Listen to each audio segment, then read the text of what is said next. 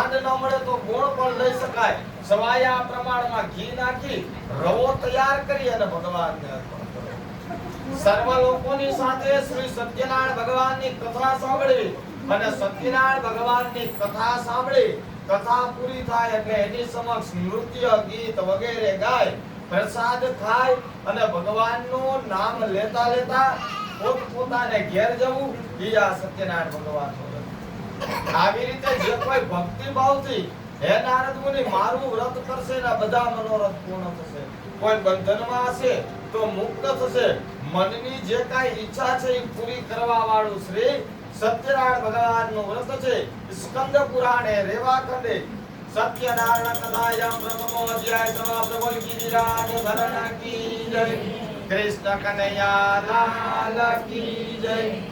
ભગવાનની કથાનો આ બીજો અધ્યાય કહેવામાં આવ્યો. પૂર્વે નિર્ધન ખૂબ જ ગરીબ બ્રાહ્મણ કાશી નગરીની અંદર રહેનારો સતાનંદ નામનો બ્રાહ્મણ હતો. ભૂખ તરસથી વ્યાકુળ થઈ કાશી નગરીની અંદર ફર્યા કરતો હતો. વિષ્ણુ નારાયણ ભગવાનને બ્રાહ્મણો પ્રિય છે એટલે વૃદ્ધ બ્રાહ્મણનું રૂપ લઈ તેની પાસે આવી અને સતાનંદને પૂછવાને લાગ્યા કે હે દ્વિજ, જાતિમાં તો તમે શ્રેષ્ઠ છો તો પછી દુખી થઈ અને આ કાશી નગરીની અંદર કેમ ફરો છો? ત્યારે સતાનંદ નામના બ્રાહ્મણ કહેવાને લાગ્યા હું ખૂબ જ ગરીબ છું એટલે ભિક્ષા માંગવા માટે આ કાશી નગરીની અંદર ફરું છું. મારું ગરીબાઈ પણ નાશ થાય એવું કોઈ તમે વ્રત જાણતા હો તો મને કહો. ત્યારે સતાનંદ, તમે અત્યંત તેજસ્વી એવા ભગવાન વિષ્ણુની પૂજા કરો. પુરુષાર્થ રૂપી ફળ આપવા વાળા દેવ છે. આવું કોણ કહે છે? તો કે વૃદ્ધ બ્રાહ્મણના રૂપમાં આવેલા ભગવાન સતાનંદ નામના બ્રાહ્મણને સમજાવે. સતાનંદ નામના બ્રાહ્મણ કહે પૂજા કેવી રીતે કરવી મને કાંઈ ખબર છે નહીં. આપના કહ્યા પ્રમાણે જરૂરથી હું વ્રત કરીશ. એટલે ભગવાન સતાનંદ નામના બ્રાહ્મણને વ્રતની વિધિ સમજાવે. થોડે દૂર જઈ અને ભગવાન અદૃશ્ય થઈ જાય. સતાનંદ નામના બ્રાહ્મણ મનની અંદર વિચાર કરે ભગવાનની પૂજા કરું પણ મારી પાસે કાંઈ ધન છે નહીં. ભગવાનની પૂજા કરું કેવી રીતે? વિચાર કરતા કરતા સવાર થાય છે. આખી રાત ઊંઘ આવતી નથી. સવાર થતા ગામની અંદર ભિક્ષા માંગવા માટે જાય તો રોજ કરતા બમણી એટલે કે વધારે ભિક્ષા મળે.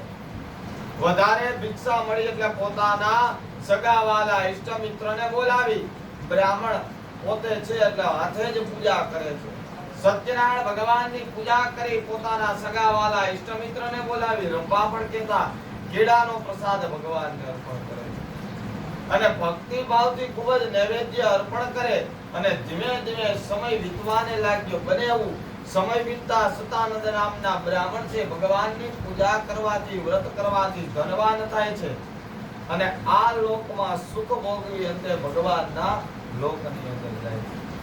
બને છે એવું કથા એવું કહે છે કે એક વખત સતાનંદ નામના બ્રાહ્મણ પોતાના સગાવાલા ઇષ્ટમિત્રો સાથે જ્યારે સત્યનારાયણ ભગવાનની પૂજા કરી રહ્યા હતા, મનથી દુખી થયેલો તરસથી વ્યાકુળ એવો એક ભીલ જાતિનો કઠિયારો લાકડાનો ભારો લઈ અને ત્યાંથી નીકળે છે.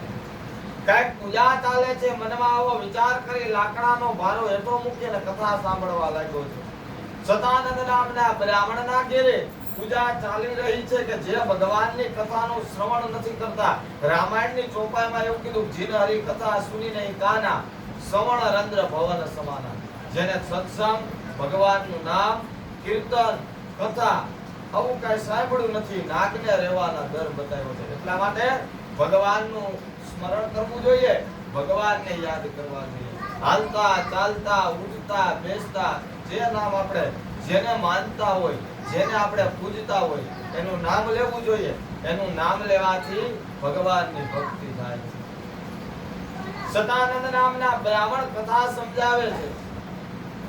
ધીમે ધીમે સમય વીત્યો. સમય વીતતા ભીલ જાતિનો કઠિયારો છે સતાનંદ નામના બ્રાહ્મણ પાસે જઈને કહે છે હે દ્વિજ, બ્રહ્મ દેવતા, તમે આ કયું વ્રત કરો છો ને આ વ્રત કરવાથી શું ફળ મળે તમે મને કહો.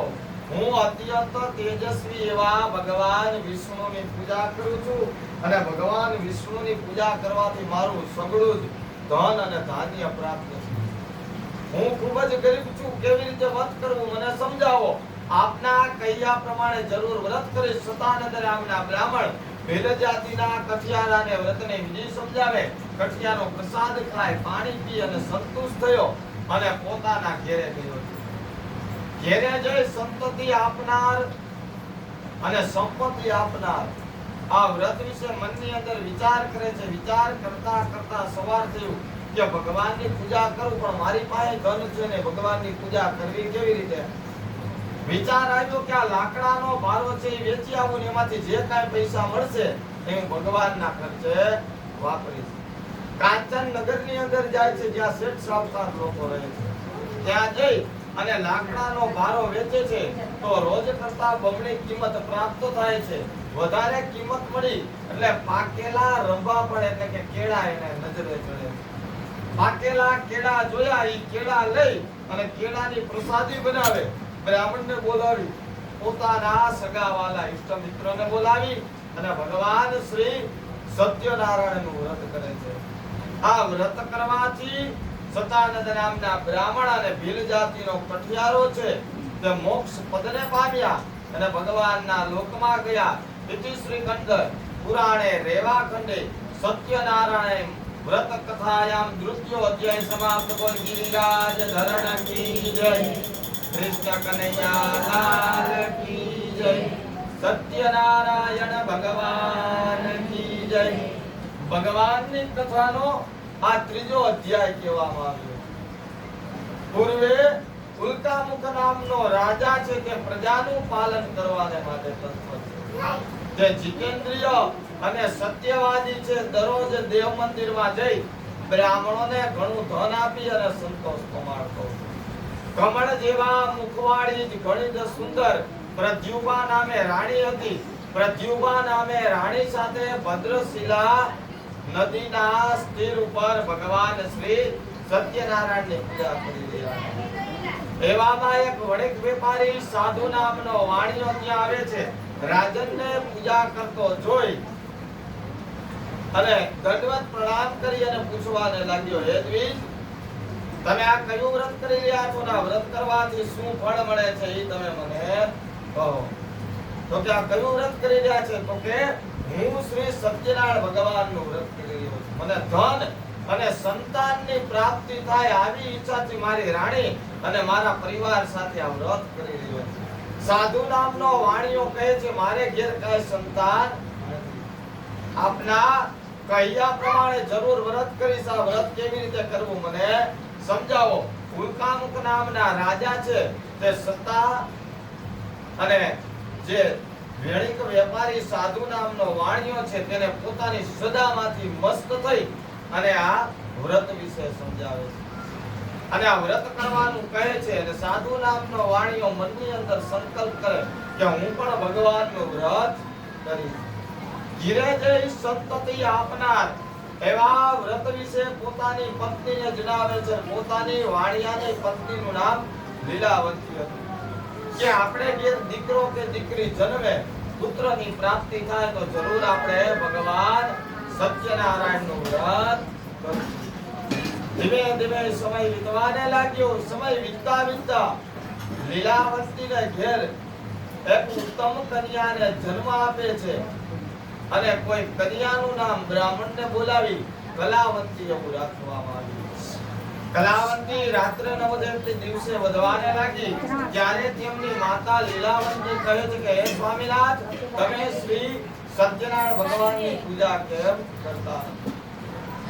મધુર વચનથી સાધુ નામનો વાણિયો કહેવાને લાગ્યો છે કે આપણી દીકરી જ્યારે લગ્ન કરવા જેવડી થશે ત્યારે જરૂર વ્રત કરશું. અને વ્રત કરવાની કાંઈ જરૂર છે. ધીમે ધીમે સમય વીતવાને લાગ્યો. સમય વીતતા વીતતા અરે ખાલી ઓલી ખીચડી એમાં નાખી દે એમ કહો છો ને, નાખી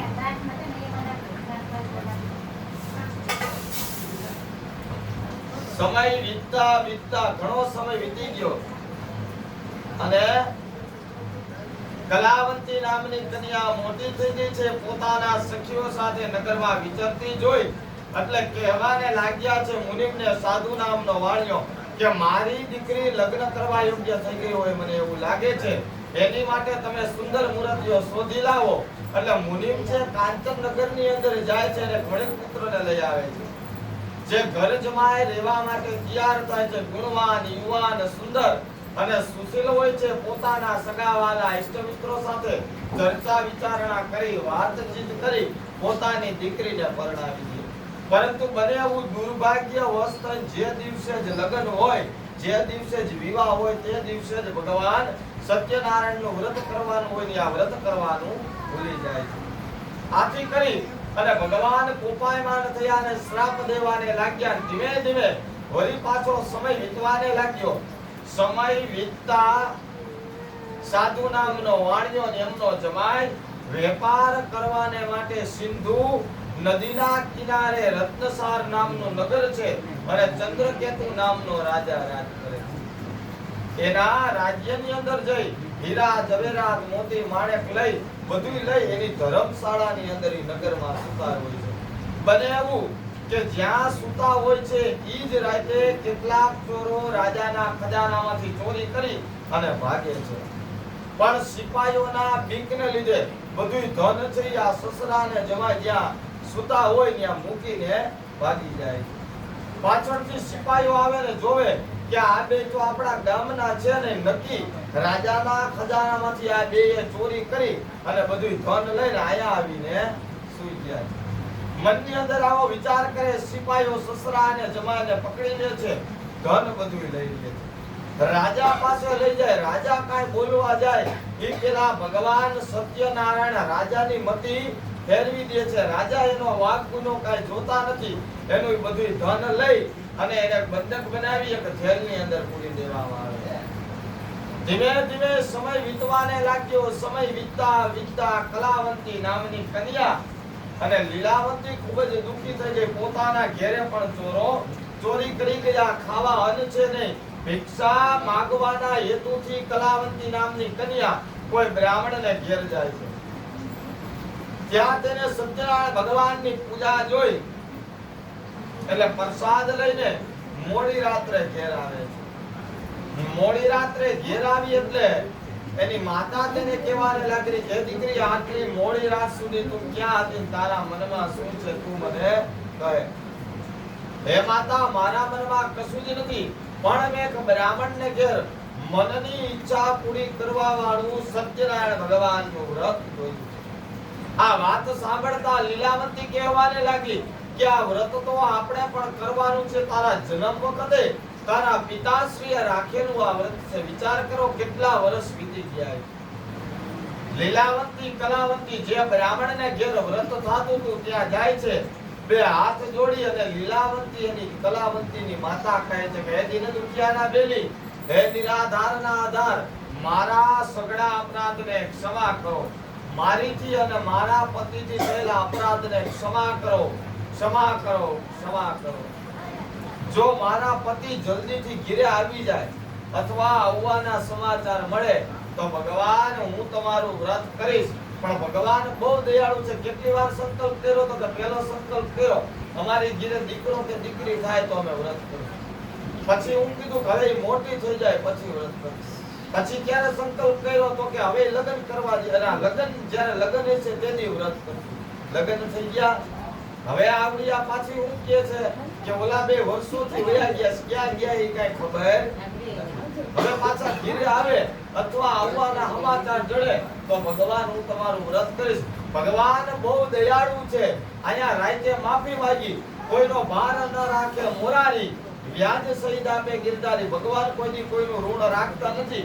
આયા ભગવાન પાસે રાતે માફી માંગીને ઈ જ રાતે ભગવાન ચંદ્રકેતુના સપનામાં જાય છે કે હે ચંદ્રકેતુ રાજા, તે જે નિર્દોષ વાણિયાઓને કેદખાનામાં જ વર્ષોથી પૂરી રાખ્યા છે એને તું છોડી મૂકજે. કારણ કે ભગવાને રાજાની મતિ ફેરવી દીધી હતી. રાજા ભૂલી ગયો તો કે મેં બે વાણિયાઓને જેલની અંદર પૂર્યા છે. ઈ રાજા તું ઈ બે વાણિયાઓને કાલ સવાર થાય એટલે છોડી મૂકજે. જેનું ધન લઈ લીધું છે એનું પાછું આપજે. જો આવું નહીં કરતો હું તારા રાજપાટ અને પુત્ર પરિવારનો નાશ કરીશ. સવાર થતા સપનાની વાત સાચી જાણી રાજા સિપાહીઓને હુકમ કરે. સિપાહીઓ સસરા અને જમાઈને પકડી અને રાજા પાસે લઈ આવે. તમે કોઈ દેવનો અપરાધ કર્યો હોય એવું મને લાગે છે, કારણ કે મેં તમારો વાક ગુનો જોયા વગર તમને કેદખાનાની અંદર પૂરી દીધા હતા. તમે કોઈ દેવનો અપરાધ કર્યો છે, નકર આવું કોઈ દી બને નહીં. પણ જાઓ, હવે હું તમારું ધન તમને પાછું આપું છું, તમે તમારા ગામ તરફ જવા રવાના થાઓ. રાજાને જે એનું ધન લઈ લીધું હતું એના કરતા બમણું એટલે કે વધારે ધન આપી સસરા અને જમાઈને રાજા રવાના કરે છે પોતાના ગામ તરફ જવા. અને આ બાજુ સસરા અને જમાઈ રાજાની આજ્ઞા લઈ થોડુંક ધન મંદિરમાં આપી, બ્રાહ્મણોને આપી, નૌકા એટલે કે વાહન તૈયાર કરી અને પોતાના ગામ તરફ જવા રવાના થયા. સ્કંદ પુરાણે રેવાખંડે સત્યનારાયણ વ્રત કથાયામ તૃતીય અધ્યાય સમાપ્ત. બોલ ગિરિરાજ ધરણ કી જય, કૃષ્ણ કનૈયા લાલ કી જય, સત્યનારાયણ ભગવાન કી જય. રાજાની આજ્ઞા લઈ નૌકા તૈયાર કરી પોતાના ગામ તરફ જવા રવાના થાય. રસ્તાની અંદર પોતાનું વાહન લંગર કરી અને નદીના કિનારે પોતાના નિત્ય કર્મો પતાવી રહ્યા હોય છે. જ્યારે નિત્ય કર્મો પતાવી રહ્યા હોય છે ત્યારે ભગવાન દંડી સંન્યાસીનું રૂપ લઈ સાધુ નામના વાણિયા પાસે આવે છે. સાધુ નામના વાણિયા પાસે આવી અને પૂછવાને લાગ્યા છે કે હે દ્વિજ, જાતિમાં તો તમે શ્રેષ્ઠ છો, તારા વાહનની અંદર શું ભરેલું છે તું મને કહે. ત્યારે સાધુ નામનો વાણિયો છે એ કહેવાને લાગ્યો કે આ સાધુ મારું ધન લૂંટી લેવા માંગે છે. એટલે એની મસ્કરી કરી અને કહેવાને લાગ્યા છે લતા પત્રા દિગમ જેવા વર્તતે તરણો મમ નિષ્ઠુરમ ચ વચતમ શ્રુત્વા સત્યમ ભવતુ એવ ચ. હે સાધુ મહારાજ, મારા વચનો સાચા માનો, મારા વાક્યો સાચા માનો, મારું કહેવું તમે સાચું માનો. મારા તો વાહનની અંદર વેલા ને પાંદડા ભરેલા છે. આ જોઈ દંડી સંન્યાસીના રૂપમાં ભગવાન હતા કોપાયમાન થયા અને કહેવાને લાગ્યા કે જે બોલ્યા તે સત્ય થાઓ, સત્ય થાઓ, સત્ય થાઓ. તારું વાક્ય જ્યાં સાચું પડે એમ ભગવાન એમ કહી એક પર્વત ઉપર ઉભા રહી અને મેંડા છે તપ કરવા. પછી ધીમે ધીમે સમય વીતવાને લાગ્યો. સમય વીતતા વીતતા સાધુ નામનો વાણિયો ને એમનો જમાઈ નદીના કિનારે આવી વાહનની અંદર જોવે તો ખરેખર ધનની જગ્યાએ વેલા અને પાંદડા ભરેલા હોય. આ જોઈ સાધુ નામનો વાણિયો જમીન ઉપર જેમ એકાએક કેળનું ઝાડ પડે એમ બેભાન થઈને પડવાને લાગ્યો છે. જ્યારે પાછો ભાનમાં આવ્યો ત્યારે તેમનો શ્રીમાન જમાઈ તેને કહે છે કે સસરાજી, હમણાં જે સાધુની મસ્કરી કરી છે એનું આ પરિણામ છે. જો આપણે આપણું ધન પાછું જોતું હોય તો તેની પાસે જઈ અને માફી માંગીએ તો આપણું ધન આપણને પાછું જડે છે.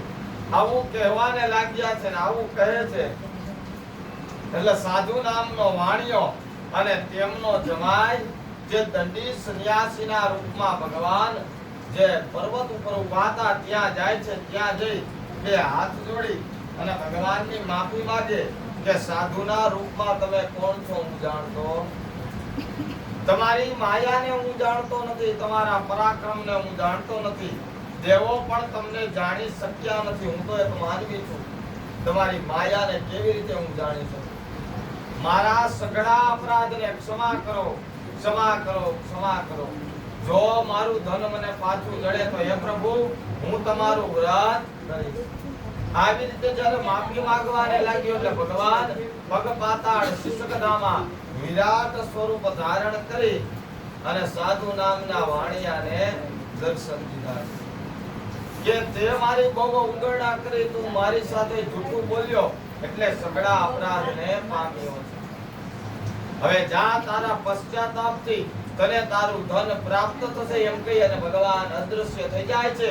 સાધુ નામનો વાણિયો વળી પાછો વાહન પાસે આવીને જોવે તો ખરેખર ધનની જગ્યાએ જે વેલાને પાંદડા થઈ ગયા હતા એ વેલાને પાંદડાની જગ્યાએ પાછું ધન થઈ જાય.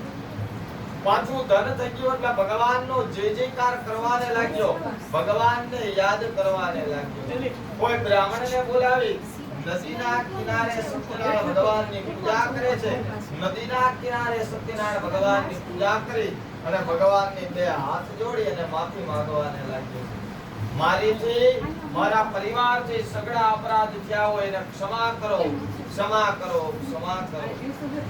કેવડી પૂજા કરો છો, કેટલી પૂજા કરો છો, કેવી પૂજા કરો એ કાંઈ મહત્વનું નથી. કેવા ભાવથી પૂજા કરી મહત્વનું છે. ભાવ વિના ભક્તિ થતી નથી. અને વિચાર કરો કે ભાવથી એક ખાલી 5 જ મિનિટ નામ લીધું હોય ભગવાનનું, પણ અંદરથી હૃદયથી ભાવથી નામ લીધું હોય ને એ ભાવ સ્વીકાર કરે છે. બધાને ખબર જ હોય કથાની અંદર હું કામ નથી સાંભળતા બધાય કથા, તો કે બધાને ખબર જ છે કે લીલાવંતી કલાવંતી કઠિયારો આવશે કથા થઈ જાય. આ સિવાય નવું કોઈ દી આવ્યું ને એટલે કે અદા એની કથા હું સાંભળે રાખી કથા વાતો કરી બરો, પણ એની કથા આવે છે તો કથા આપણે એની વાંચી છે શું કામ? ઓકે, આપણે કથા એટલા માટે 5 અધ્યાયની વાંચી છે કે આ બધાએ જેવી રીતે વ્રત કર્યું ને એવું વ્રત આપણે આને હું કહેવાય સત્યનારાયણની વ્રત કથા. કે આને જેવી રીતે વ્રત કર્યું એવું વ્રત આપણે કરી એટલે આપણા ઘરની અંદર સુખ શાંતિ સમૃદ્ધિની પ્રાપ્તિ થાય. ઓમ આપણી પાસે ટાઈમ ન હોય કલાક માળા લઈને રહેવા હોય, કોઈ પાસે ટાઈમ હોતો નથી. અનુપમા જો હોય ટાઈમ હોય માળા લઈને બેસવાનો ટાઈમ જો, પણ તોય ભગવાન કે કાઈ વાંધો નહીં, 5 મિનિટ 10 મિનિટ ભગવાનનું નામ સ્મરણ કરી એ મારી ઘરે ઈ જ હોય તો જ હું કહેતો હોય. અમારે 10 વાગે ચાલુ થાય, વારો ન વાગે 11:30 લગી એક પછી એક સિરિયલ ચાલુ થઈ પછી નોકરું ટીવી રહે. તમે તમારું તમારે અમારું હું કરું. હા, એટલે ભગવાનનું નામ સ્મરણ કરું પણ મારી ઘરે ભલે જોવે પણ સવારે એ 7:30 બેહી જાય પૂજામાં તો 8:30 જ ઊભું થવાનું. ગમે એવું કામ હોય પેલી પૂજા એમ તમારો કઈ નિયમ હોવો જોઈએ. પછી 11 ને 12 વાગે લગી જોવે તો હું કઈ કહું એવું કઈ નિયમ હોવો જોઈએ. તો હું એવું કહું છું ભગવાન એવું કહે છે કે હાલતા ચાલતા ઉઠતા બેસતા જ્યાં તમે હોય ત્યાં જે ભગવાનનું નામ આવડે એ ભગવાનનું નામ લો. વિચાર કરો જાનબાઈના છાણા જ્યારે ચોરાઈ ગયા ત્યારે જાનબાઈના છાણાની અંદરથી એવો અવાજ આવે કે શ્રી કૃષ્ણ શરણમ. હવે છાણા ચોરાઈ ગયા એટલે છાણા છે ને રાજ્યની અંદર ફરિયાદ કરી કે રાજા મારા છાણા ચોરાઈ ગયા. એટલે રાજાએ કીધું છાણા બધાને હરખા જ હોય એ મારે કેમ ગોતવા? તો કે હાલો મારી ભેગા જે છાણું કાને રાખશો ને એમાંથી અવાજ આવશે શ્રી કૃષ્ણ શરણમ. હવે કામ હું કરતી તો આખો દી છાણા થાક. તો વિચાર કરો